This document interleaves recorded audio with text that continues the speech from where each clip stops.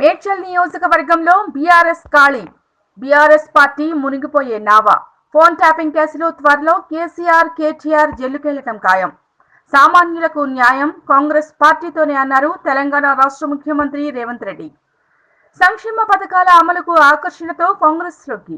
TPCC ఉపాధ్యక్షులు, మేడ్చల్ నియోజకవర్గం Congress party incharge తోటకూర వజ్రేష్ యాదవ్ ఆధ్వర్యంలో బీఆర్ఎస్ ప్రతినిధులు కాంగ్రెస్ పార్టీలో చేరిక.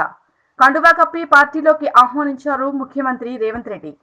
ఈ రోజు మేడ్చల్ నియోజకవర్గంలోని వివిధ కార్పొరేషన్లు, మండలాల నుండి భారీ ఎత్తున బీఆర్ఎస్ పార్టీ ప్రజా ప్రతినిధులు, నాయకులు కాంగ్రెస్ పార్టీ చేస్తున్న సంక్షేమ పథకాలకు ఆకర్షితులై టీపీసీసీ ఉపాధ్యక్షులు, మేడ్చల్ నియోజకవర్గం కాంగ్రెస్ పార్టీ ఇన్ఛార్జ్ తోటకూర వజ్రేష్ యాదవ్, మాజీ ఎమ్మెల్యే మలిపెద్ది సుధీర్ రెడ్డి ఆధ్వర్యంలో తెలంగాణ రాష్ట్ర ముఖ్యమంత్రి రేవంత్ రెడ్డి సమక్షంలో కాంగ్రెస్ పార్టీలో చేరి వారి చేతుల మీదుగా కండువా కప్పుకున్నారు.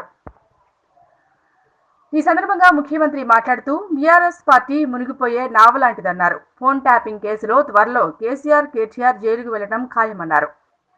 పార్టీలో చేరిన వారిని కంటికి రెప్పలా కాపాడుకుంటున్నామన్నారు.